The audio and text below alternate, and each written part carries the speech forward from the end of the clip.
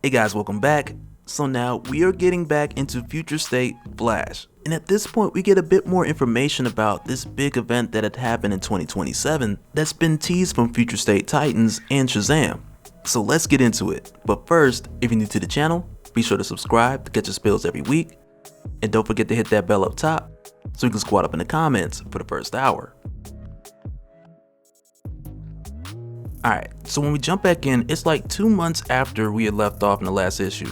In like the Flash Museum, which had once had a bunch of people outside protesting, it's now completely deserted and boarded up, and we pick up with Barry, who's putting together his solution on how to stop Wally. But while Barry's doing this and logging his progress into his ring, we get a bit of a glimpse to where everything has gone around the world at this point in the year 2027. Because for starters, Barry, he's been tracking Wally and everywhere that he's gone, everything he's done, but then also remembering some of the last things that Wally said when Barry, Jay, and the others had went and tried to save Wally the last time. Because when Wally had told him that he is famine, like an instrument of the apocalypse, it's really troubling to Barry and how it fits in with everything else that's going on around the rest of the world, with war and disease and starvation taking place left and right.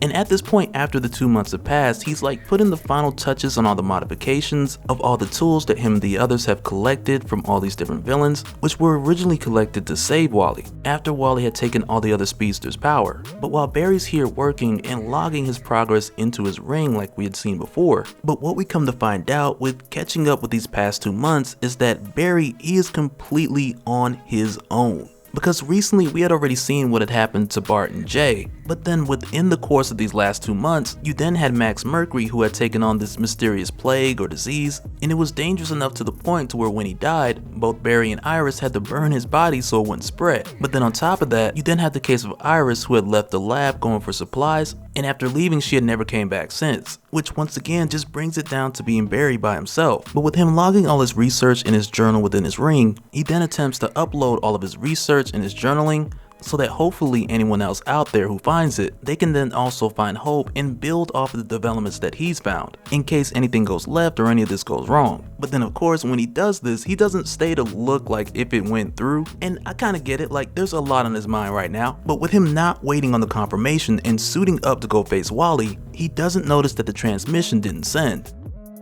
But also with that happening, like one of the things that I want to point out is like the whole idea of Barry trying to make sure that others could get this information and use this information, it's a big deal to him because he's come to a point for some time now with trying to find all these solutions to help Wally, to where time after time he's come to this place that felt like it was just hopeless. So for Barry, it's been a big deal to focus on the science, because the science then finds answers, and when you find answers, then you have hope again. And with the way that things have been going lately, Barry has realized that finding hope, it has to be an intentional process. And that's a message that he wants to get out, in addition to the helpful research that he's found, so that someone else out there at some point in time can use all of these steps and find a solution and end this if he fails. And though Barry would want everyone else to know, if nothing else, at least those steps, he's not really aware that at the moment the only archiving of this information at this point in time, it's in his flash ring. But with Barry leaving and taking his new modified gear, which is not only an amalgamation of just different weapons collected from a number of villains, but then also you have a number of these weapons which have been tweaked to do the worst if need be,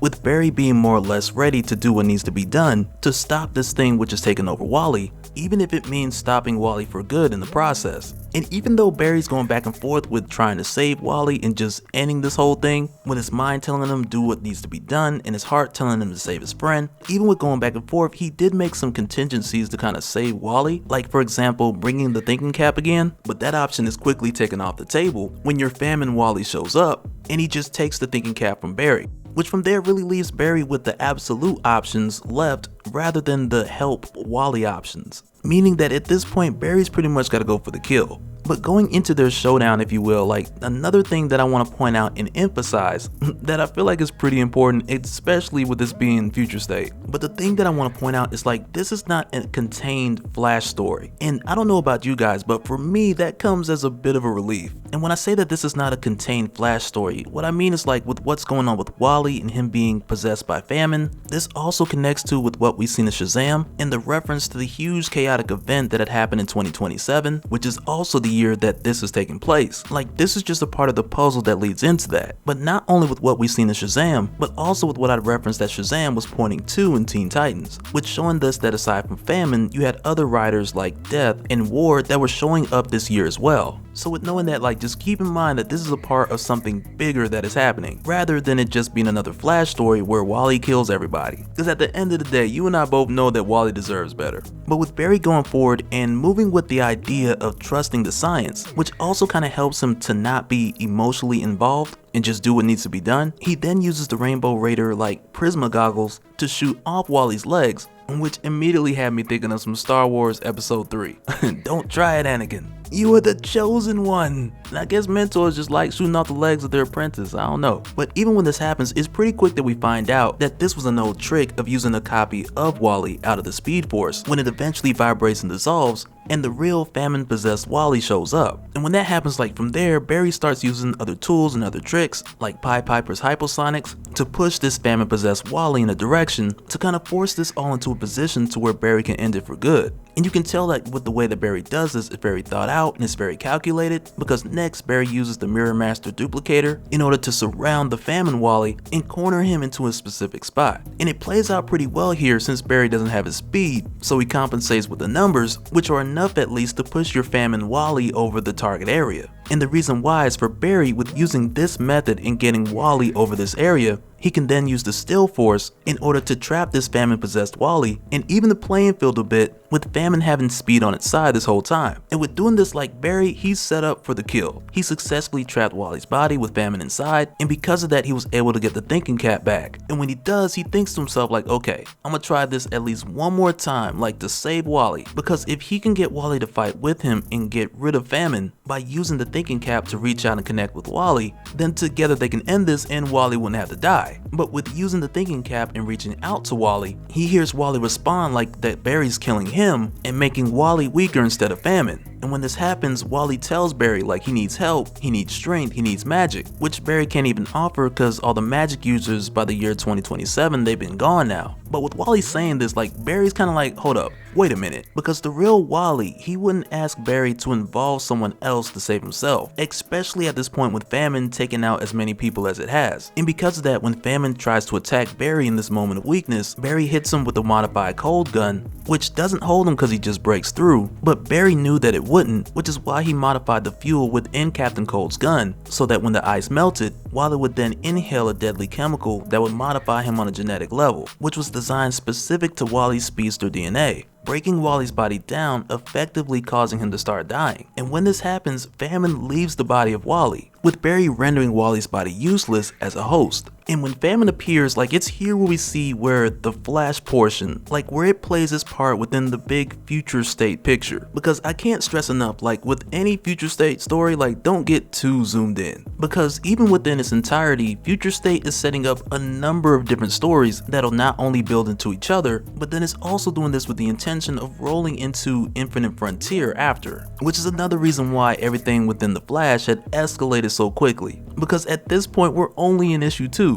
So just know that this isn't the end. I mean, it ain't, but it is. Because with seeing this, Barry realizes that everything that he had came across since famine had taken over Wally, it has fed famine, it has fed death, it has fed war. Like he has actively been feeding these different horsemen with his human reactions and human responses. And on top of that, it's here where he realizes like the thing that Wally was trying to tell him just before Iris had pulled him out, when Wally had tried to let them know that famine feeds on more than just the life of people. And Barry sees it even now with famine feeding off the lack of hope even in this moment. But also with Barry coming to this realization, it's important that he's saying it out loud because the Ring is recording all of this, don't forget. But even still, like Barry's not even thinking about that here, he's just speaking his thoughts. But in this moment he realizes that he had been feeding war with bringing war to his enemies and taking all of their weapons, which initially was in hopes to save Wally, but then on top of that he had been feeding famine early on through his failures and even causing his friends to lose their faith in Barry. And on top of that, even moments ago with attacking Wally's body, breaking it down, that was also an example of him feeding pestilence in addition to all of this, But for Barry, like, regardless of coming to this conclusion, he also understands, like, at a base level, the fear, the doubt, the mistakes, like, these are all a part of human nature, like, at the most basic level. And in spite of the horrors that have come about through his decisions and his mistakes, that doesn't change the fact that he's going up against something that needs to be stopped. And if you think about it, like, there's really no other option, because if he succumbs to his fears and more or less just accepts his failures, then he's going to end up feeding these entities anyway. But even with coming to this conclusion and not backing down from Famine, it still doesn't end well for Barry, because Famine then restores Wally, and I guess that works because Famine apparently is a two-way street. But with Famine restoring Wally, like, Wally gets these last words in, like telling Barry not to give up and to keep fighting back. But with Famine taking Wally's body again, he tells Barry that his hope is gonna die infinite deaths, which for Famine is sweeter than anything else, because once again, either way, no matter what Barry did, Famine was getting fed. Whether Barry pushed forward or whether he gave up, either way. And with Barry being the most hopeful in spite of it all, it did give Famine like a sweeter savor of the hopelessness whenever it did creep in for Barry. But it's here where Famine restores Wally and takes his body again. He then uses Wally's connection to the Speed Force to push Barry just outside of time, causing Barry to walk the world as an immortal ghost, feeding Famine forever. And when this happens and Barry is made intangible, he drops his flash ring, which once again has all his notes in his journals, which focus on the science that bring the answers that also bring hope. But this is also what Famine wants, because when others have hope, they also have something to lose.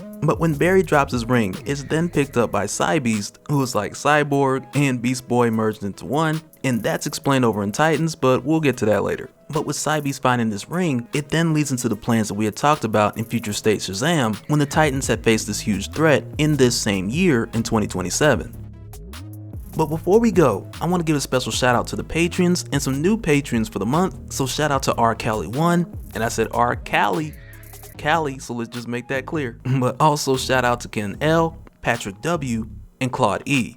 But overall, special shout out to all the patrons. Thank you guys for all your support. For anyone who's new here who wants more information on how to support the channel, I got a link below so you can go to patreon.com/dopespill. But that'll do it for this one, guys. Let me know your thoughts down in the comments below, and even some of your thoughts on the bigger picture where you see this going, because we're definitely getting like a drip feed of a much bigger story heading forward. But let me know your thoughts down in the comments, and we'll do it again on the next one. Alright, later.